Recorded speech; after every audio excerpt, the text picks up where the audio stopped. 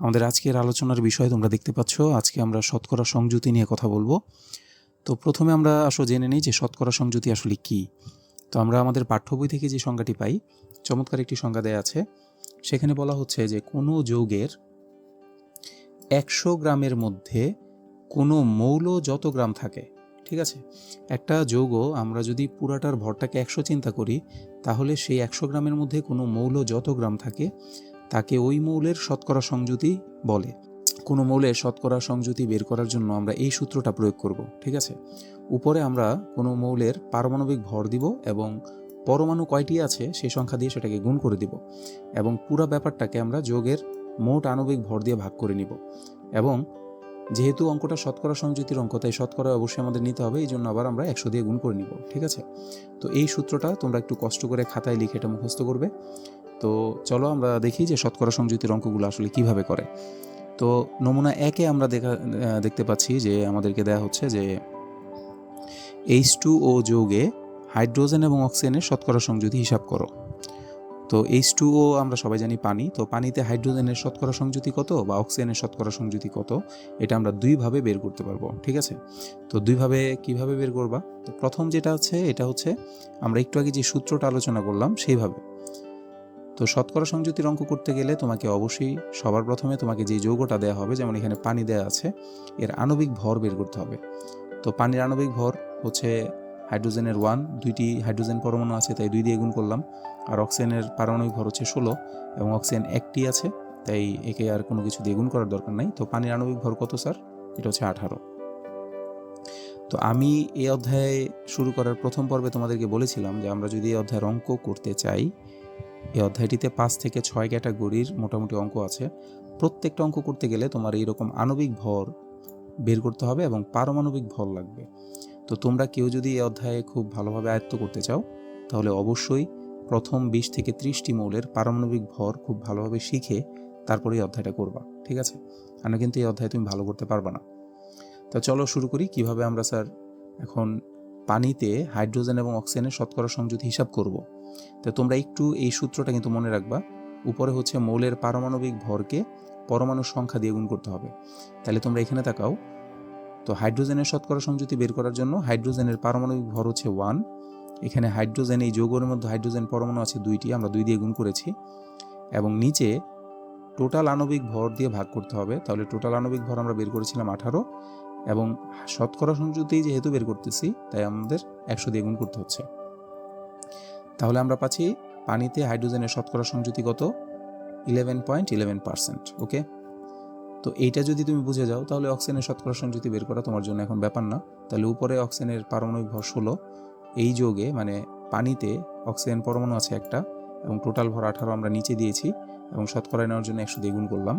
তো অক্সিজেনের শতকরা সংযুতি আমরা পেয়েছি 88.89%। তো তোমরা একটু লক্ষ্য করো, হাইড্রোজেন এবং অক্সিজেনের টোটাল যোগ করলে আমরা 100% পাবো। তো পুরা যৌগটাকে যদি আমরা 100% ধরে নিই, তাহলে এখানে হাইড্রোজেনের শতকরা পরিমাণ হচ্ছে 11.11% আর অক্সিজেনের হচ্ছে 88.89%। ওকে, তো এই হচ্ছে শতকরা সংযুতির ম্যাথ। খুবই ইজি স্যার। আমাদের ষষ্ঠ অধ্যায়ের যে অঙ্কগুলো আছে সেই সবগুলো অঙ্কের মধ্যে সবচেয়ে সহজ অঙ্ক হচ্ছে এটা। তো এই হচ্ছে আমাদের নমুনা 1। এখন সেম অঙ্কটা তুমি চাইলে ঐকিক নিয়মেও করতে পারবা, ঠিক আছে। তা আমি তোমাদেরকে একটু নমুনাটা দেখায় রাখতেছি যেন আমরা দুইটাই আমাদের মাথায় থাকে। তো প্রথম কাজ সেম, আমাকে আগে পানির আণবিক ভর বের করতে হবে। তো পানির আণবিক ভর আমরা বের করলাম 18। তো পুরা যৌগের ভর যেহেতু 18, তো 18 গ্রাম পানির মধ্যে তুমি একটু খেয়াল করো হাইড্রোজেন আছে কয় গ্রাম? 2 গ্রাম। তো আমরা ঐকিকে এটাই করতেছি যে 18 গ্রাম পানির মধ্যে হাইড্রোজেনের শতকরা সংযুতি হচ্ছে 2 গ্রাম বা শতকরা পরিমাণ। তাহলে 100 গ্রাম পানির মধ্যে কত, যেহেতু শতকরাই বের করতে হবে। তাহলে দেখো তুমি একটু আগে সূত্র আকারে যেটা লিখছো ওইটাই জাস্ট এখানে সমাধান করলে চলে আসে। তাহলে উপরে হচ্ছে স্যার 2 গ্রাম, নিচে 18, আর 100 গ্রামের মধ্যে যেহেতু চাইছি 100 দিয়ে গুণ হয়েছে, তাই না। তো এখানেও 11.11%। তো তোমাদের যেভাবে ভাল লাগে তোমরা চাইলে সরাসরি এইভাবে সূত্র লিখে উত্তর অঙ্ক করতে পারবা, অথবা তোমরা চাইলে এইভাবে তোমরা ঐকিক নিয়মেও করতে পারবা। তো তোমাদের উপর ডিপেন্ড করে, তোমার যেভাবে ভালো লাগে তুমি সেভাবেই করবা। দুইভাবে করলেই তুমি নাম্বার পাবা, কোনো সমস্যা হবে না। তো শতকরা সংযুতি স্যার মোটামুটি 3 থেকে 4 ক্যাটাগরির আসে পরীক্ষা অঙ্ক। আমরা নমুনা 2 দেখি চলো। এখানে দেওয়া হয়েছে যে ক্যালসিয়াম কার্বনেট যৌগে শুধুমাত্র অক্সিজেনের শতকরা সংযুতি হিসাব করতে বলা হয়েছে, ঠিক আছে? মানে পুরা ক্যালসিয়াম, কার্বন বা অক্সিজেনেরটা সবগুলা চায় নাই আলাদাভাবে, শুধুমাত্র অক্সিজেনের শতকরা সংযুতি বের করতে বলা হয়েছে। তো এটাও তোমার খুবই ইজি, এখন আমার কষ্ট করে 3টা বের করতে হবে না। আমার প্রথম কাজ কি, ক্যালসিয়াম কার্বনেট পুরা যৌগের আণবিক ভরটা বের করতে হবে। তো এখানে ক্যালসিয়ামের ভর 40, তোমার কার্বনের ভর হচ্ছে 12, অক্সিজেনের ভর হচ্ছে 16। এগুলো না জানলে কিন্তু স্যার এই অঙ্কগুলো তুমি পারবা না। তো আমরা ক্যালসিয়াম কার্বনেটের টোটাল ভর পেয়েছি কত, 100। তো খেয়াল করো, আমার কাছে যেহেতু শুধু অক্সিজেনের শতকরা সংযুতি চাইছে, তাহলে অক্সিজেনের শতকরা সংযুতি হচ্ছে উপরে অক্সিজেনের ভর 16, এই যৌগটাতে দেখো তুমি অক্সিজেন আছে 3টা, তাই 3 দিয়ে গুণ করতে হয়েছে, নিচে টোটাল ভর 100 এবং শতকরা নেওয়ার জন্য 100%। তো আমরা অক্সিজেনের শতকরা সংযুতি পেয়েছি কত, 48%। তো এটা হচ্ছে নমুনা 2, তোমার কাছে যে কোনো একটা সিঙ্গেল মৌলের শতকরা পরিমাণও চাইতে পারে, ঠিক আছে? চলো নমুনা 3টা একটু দেখি। 3 নাম্বার নমুনায় খেয়াল করো, তোমাকে এরকম যৌগ দিয়ে, এখানে আছে sodium carbonate, sulphuric acid, aluminium sulphate, এই ধরনের যৌগ দিয়ে তোমাকে জিজ্ঞেস করবে যৌগ মূলকের শতকরা সংযুতি হিসাব করো। কি বললো, শুধুমাত্র যৌগ মূলকের শতকরা সংযুতি হিসাব করতে বলছে।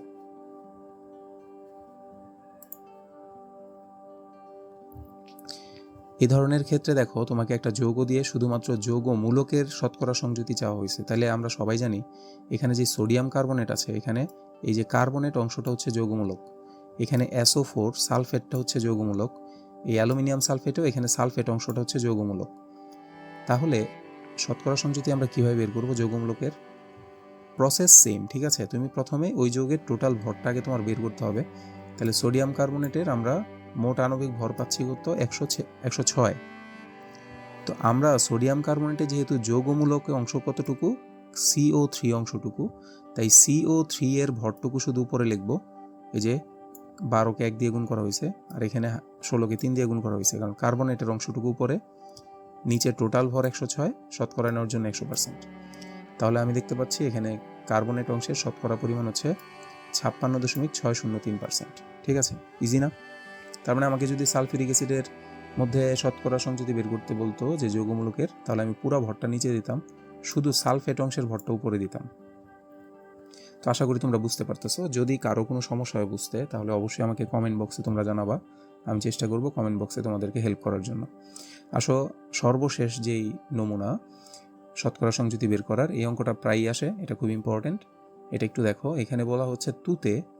তো তুতের সংকেত কিন্তু জানতে হবে। অনেক সময় তোমাকে পুরো সংকেত না দিয়ে শুধু এরকম বাণিজ্যিক নাম দিলেও দিতে পারে, ঠিক আছে?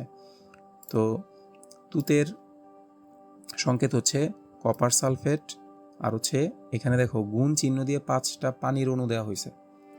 এরকম পানিযুক্ত যে যৌগগুলো, এগুলোকে আমরা ক্যালাস বলি, ঠিক আছে? তো এইখানে বলা হচ্ছে যে ক্যালাস পানির শতকরা সংযুতি হিসাব করো। তার মানে পুরা যৌগের শতকরা সংযুতি চায়নি, শুধুমাত্র ক্যালাস পানিরটা চাইছে। তাহলে এখানে তুতের মধ্যে এই 5 অণু হচ্ছে ক্যালাস পানি, ওকে? তাহলে সেম প্রসেস, আমরা প্রথমে তুতের মানে কপার সালফেট আর 5 অণু পানির টোটাল ভরটা এখানে বের করব। তোমরা দেখতে পাচ্ছ কপারের ভর 63.5, তারপর হচ্ছে সালফারের 32, অক্সিজেন 16, ওর 4টা পরমাণু আছে, 4 দিয়ে গুণ করতে হয়েছে। এখানে 5টা পানির জন্য 5, আর এই বক্সের ভিতরে আমরা ফার্স্ট ব্র্যাকেটের ভিতরে পানির অংশটুকু গুণ করছি, তাই না? তো এখানে আমরা টোটাল ভর পাইছি 249.5। তো তুতের মধ্যে তুতের টোটাল আণবিক ভর হচ্ছে 249.5। তাহলে আমরা নিচে কত দিব? নিচে দিব 249.5। আর যেহেতু শুধু ক্যালাস পানি শতকরা সংযুতি চাইছে, তাহলে আমরা উপরে কি করলাম, ওই যে 5 অণু যে পানি, সেই 5 অণু পানির ভরটা উপরে দিব আমরা। এখানে তুমি সরাসরি চাইলে, তুমি এখানে জানো 5, 18, 90, তুমি চাইলে সরাসরি 90 লিখতে পারো, সমস্যা নেই, স্যার নাম্বার দিবে, এগুলোর জন্য তোমাকে আটকাবে না। শতকরা নেওয়ার জন্য 100 দিয়ে গুণ করলা, এই হচ্ছে 36.072%।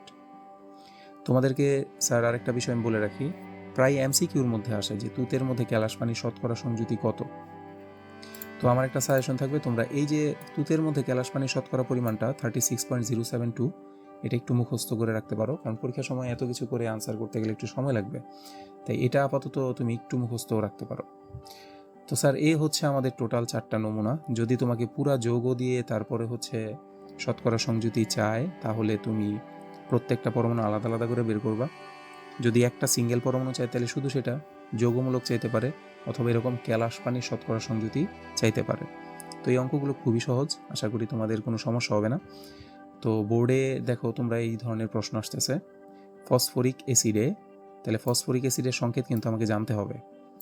আর তোমরা একটা বিষয় মাথায় রাখবা, যখন তুমি এসএসসি পরীক্ষা দিতে যাবা তখন কিন্তু পুরা বই থেকেই প্রশ্ন আসবে, তাহলে বিভিন্ন ধরনের নাম এবং সংকেত কিন্তু তোমার জানতে হবে। ওকে, তারপর খাদ্য লবণে, দেখো খাদ্য লবণের সংকেত যে সোডিয়াম ক্লোরাইড, এটা তোমাকে নাও দিয়ে দিতে পারে, তোমাকে শুধু বললো খাদ্য লবণে ক্লোরিনের শতকরা সংযুতি কত, এটা চট্টগ্রাম বোর্ড 23-এর প্রশ্ন কিন্তু। হ্যাঁ, তাহলে খাদ্য লবণের সংকেত আমার জানতে হবে। আর তুতের মধ্যে ক্যালাস পানির শতকরা সংযুতি, এটা তো আমরা একটু আগে করলাম। তো এই হচ্ছে তোমার বোর্ডের নমুনা প্রশ্ন, আশা করি তোমরা এগুলো আসলে খুবই ইজিলি পারবা। তো আমরা পরবর্তী পর্বে মোল সম্পর্কিত যে ম্যাথগুলো আছে, অ্যাভোগাড্রো সংখ্যা সম্পর্কিত এবং মোলার আয়তন সম্পর্কিত যে অঙ্কগুলো, যেমন এই যে এই টাইপের ম্যাথগুলো, যেগুলো তোমার একটা পানির অণুর ভর কত, বা 90 গ্রাম জলীয় বাষ্প অণুর সংখ্যা কত, বা প্রমাণ তাপমাত্রা এবং চাপে 340 গ্রাম অ্যামোনিয়া গ্যাসের আয়তন কত, এই টাইপের ম্যাথগুলো আমরা পরবর্তী পর্বে আপলোড করব। আশা করি তোমাদের খুবই সহজ হয়ে যাবে এই অঙ্কগুলা। তো সাথে থাকবা। এই ভিডিওটি যদি ভালো লাগে তাহলে লাইক করবা, এবং কোনো সমস্যা থাকলে আমাকে কমেন্টে জানাও। চ্যানেলটি ভালো লাগলে তোমরা সাবস্ক্রাইব করতে ভুলবা না। তো আবার দেখা হবে পর্ব 3-এ। এবং এছাড়াও রসায়ন এবং পদার্থের বিভিন্ন বিষয় নিয়ে আমরা এই চ্যানেলে নিয়মিত ভিডিও আপলোড করব, আশা করি সাথে থাকবা। ধন্যবাদ।